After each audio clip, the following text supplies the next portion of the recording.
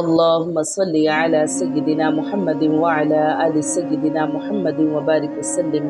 السلام علیکم۔ آج ہم سورۃ مائدہ کی آیت نمبر 64 سے شروع کریں گے۔ وقالت اليهود يد الله مغلولة غلت أيديهم ولعنوا بما قالوا بل يداه مبسوطتان ينفق كيف يشاء وليزيدن كثيرا منهم ما أنزل إليك من ربك طغيانا وكفرا وألقينا بينهم العداوة والبغضاء إلى يوم القيامة كلما أوقدوا نارا للحرب أطفأها الله ويسعون في الأرض فسادا والله لا يحب المفسدين۔ اور یہودیوں نے کہا کہ اللہ تعالیٰ کے ہاتھ بندھے ہوئے ہیں، انہی کے ہاتھ بندھے ہوئے ہیں اور ان کے اس قول کی وجہ سے ان پر لعنت کی گئی ہے، بلکہ اللہ تعالیٰ کے دونوں ہاتھ کھلے ہوئے ہیں، جس طرح چاہتا ہے خرچ کرتا ہے، اور جو کچھ تیری طرف تیرے رب کی جانب سے اتارا جاتا ہے وہ ان میں سے اکثر کو تو سرکشی اور کفر میں اور بڑھا دیتا ہے، اور ہم نے ان میں آپس میں ہی قیامت تک کے لیے عداوت اور بغض ڈال دیا ہے۔ جب کبھی لڑائی کی آگ کو بھڑکانا چاہتے ہیں تو اللہ تعالیٰ اسے بجھا دیتا ہے۔ یہ ملک بھر میں شر اور فساد مچاتے پھرتے ہیں، اور اللہ تعالیٰ فسادیوں سے محبت نہیں کرتا۔ جب مدینہ منورہ کے یہودیوں نے نبی اکرم صلی اللہ علیہ وآلہ وسلم کی دعوت کو قبول نہیں کیا تو اللہ تعالیٰ نے ان کو تنبیہ کے طور پر کچھ عرصے کے لیے معاشی تنگی میں مبتلا کر دیا۔ اس موقع پر بجائے اس سے کہ وہ ہوش میں آتے، ان کے بعض سرداروں نے یہ گستاخانہ جملہ کہا۔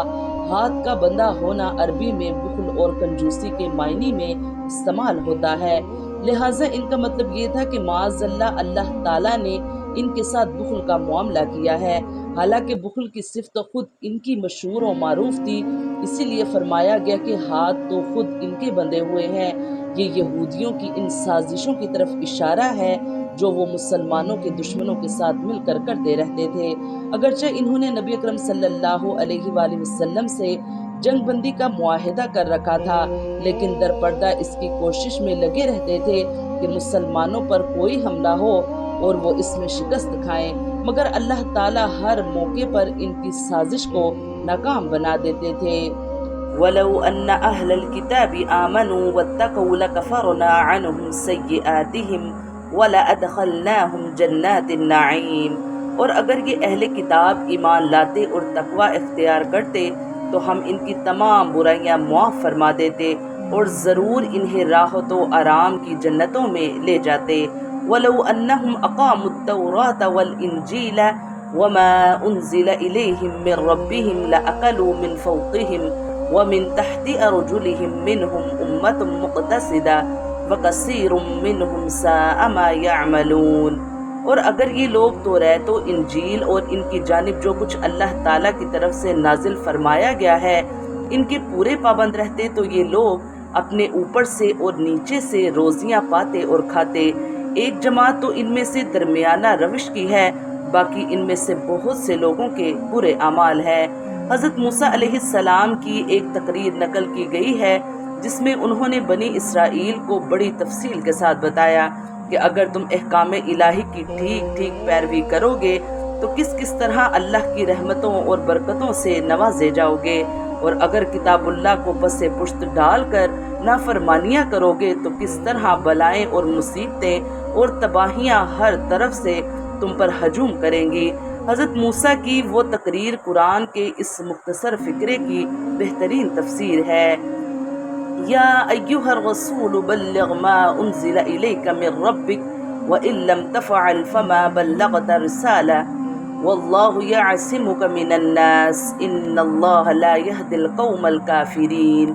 اے رسول، جو کچھ بھی آپ کی طرف آپ کے رب کی جانب سے نازل کیا گیا ہے پہنچا دیجئے، اگر آپ نے ایسا نہ کیا تو آپ نے اللہ کی رسالت ادا نہیں کی اور آپ کو اللہ تعالیٰ لوگوں سے بچا لے گا، بے شک اللہ تعالیٰ کافر لوگوں کو ہدایت نہیں دیتا۔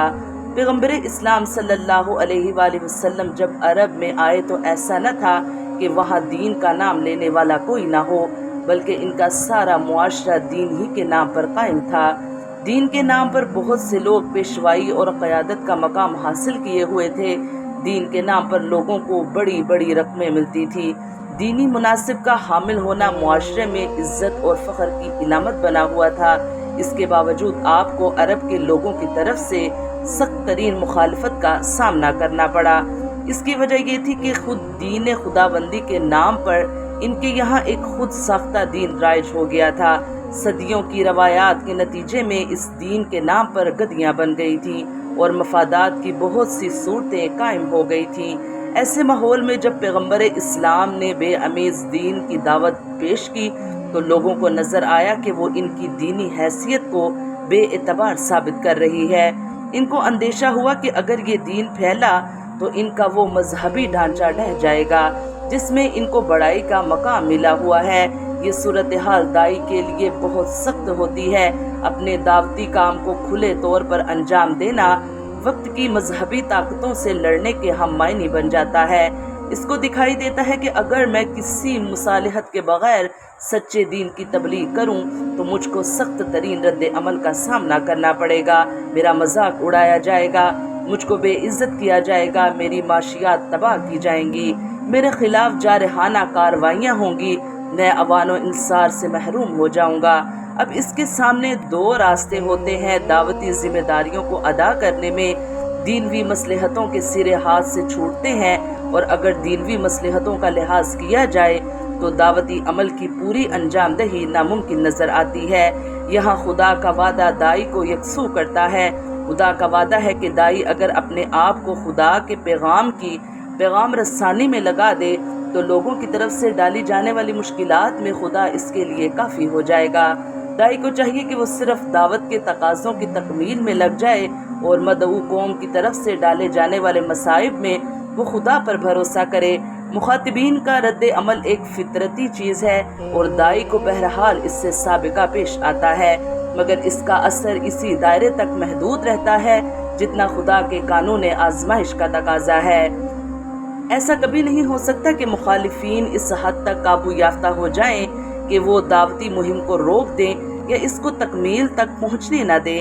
ایک سچی دعوت کا اپنے دعوتی نشانے تک پہنچنا ایک خدائی منصوبہ ہوتا ہے، اسی لیے وہ لازماً پورا ہو کر رہتا ہے۔